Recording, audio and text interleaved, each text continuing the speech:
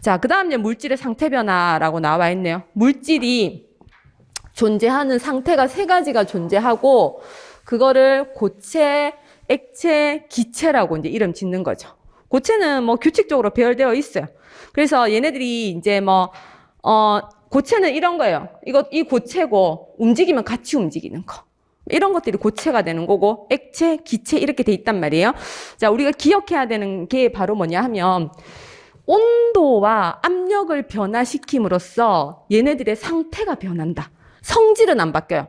상태가 변한다. 그래서 고체가 있고, 그 다음에 액체가 있고, 기체가 있다라고 할 때, 이 위쪽으로 올라갈수록 굉장히 자유로워지거든요. 입자들이 얘네들은 따닥따닥따닥 이렇게 붙어 있다라면 얘네들은 조금 느슨하게 있는 거고 얘네들은 아주 불규칙하게 자유롭게 있단 말이에요. 그래서 상태가 고체에서 기체로 올라가는 그 상태일 때는 반드시 저렇게 자유로울 수 있도록 뭘 해야 되냐 하면 열을 흡수해야 된다. 그럼 반대로 기체에서 고체로 될 때는 지가 가지고 있는 그 자유로운 만큼 내보내야 되니까 이때는 열을 방출해야 된다. 이렇게 되는 거예요. 자, 고체가 액체가 되는 이 과정에 이 상태 변화에서 고체가 액체되는 이게 바로 얼음이 물로 우리가 녹는다고 얘기하잖아요. 이게 융해열. 이거를 뭐 용융열이라고 할 수도 있어요. 융해열하고 용융열은 같아요. 그러나 용해열은 다른 말이에요. 용해는 뭐냐 하면 물에 소금 녹는 거. 그게 용해예요. 그래서 그냥 같은 물질인데 상태가 변할 때 관여하는 열은 융해열, 용융열. 그래서 얼음이 물로 될 때 융해열을 흡수를 해야 된다. 이 말인 거예요. 그 융해열의 크기가 80kcal이라 이런 말이고 액체가 기체가는 이때를 기화라고 얘기하거든요. 상태 변화 이름을. 그러면 열 이름은 그냥 상태 변화에 붙여주면 돼. 여기 기화열. 이렇게 된 거예요. 그럼 반대로는 기화열. 똑같아요. 기화열을 방출한다고 얘기하고 융해열을 방출한다고 얘기하면 돼요. 그리고 상태가 그거 알아요? 나프탈렌 그 옷장에 뭐 벌레나 그런 거 나프탈렌을 옷장에 넣어 놓으면 나프탈렌 크기가 줄어요. 근데 그 밑에 나프탈린이 녹아서 허옇게 된 자국 있어요, 없어요? 없잖아. 그 말은 나프탈렌이나 요오드 같은 그러한 아이들은 고체가 액체를 거치지 않고 고체에서 바로 기체로 가요. 이거를 승화라고 얘기해. 승화. 얘도 마찬가지로 승화. 이제 이름이 서로 다르고 이름에 따라서 이제 상태 변화 종류에 따라서 열을 흡수해야 되거나 방출해야 되는 게 있는데 전체적으로는 고체에서 기체로 올라갈 때 반드시 열을 흡수해야 된다는 거. 반대로 내려올 때는 방출해야 된다는 거.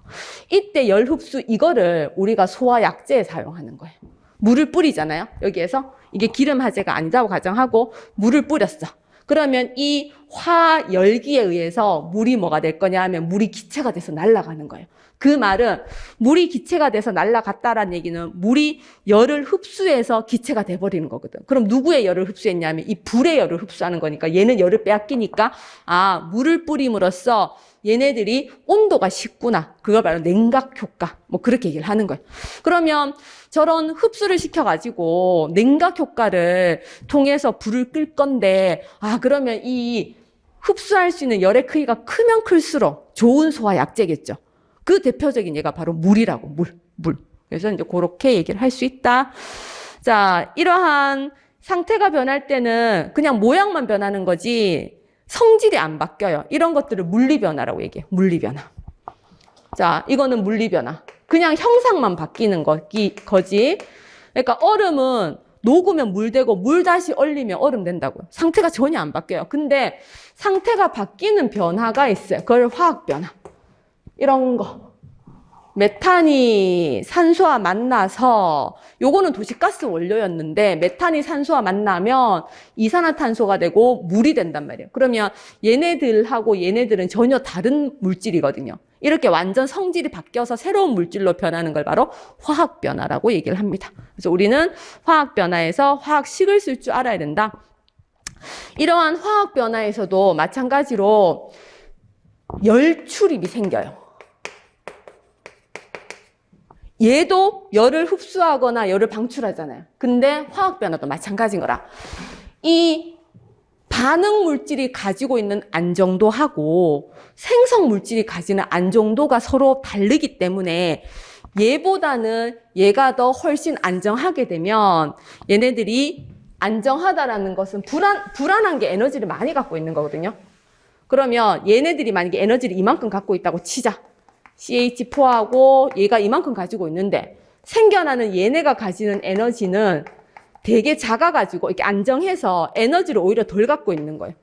그러면 반응 물질이 생성물로 되면서 이만한 차이의 에너지를 뭐 한다? 내어놓을 수밖에 없어요. 내어놓잖아. 그걸 발열 반응이라고 그래요. 발열 반응. 대표적인 발열 반응이 연소. 불 지르면 따뜻해지고 밝아지잖아요. 내어놓는 열을 빛과 열의 형태로 내어놓기 때문에. 근데 거꾸로 얘네들이 만약에 에너지가 더 높아 불안해. 그러면 얘네가 가면서 흡열하게 되는 거죠. 어떤 변화든 간에 열 출입은 무조건 있어야 돼요. 열 출입이 있어야 되고 열을 내어놓느냐. 그럼 발열, 열을 흡수하느냐. 흡열 그렇게 나눌 수 있다라고 되어 있습니다. 그래서 이제 그렇게 있다.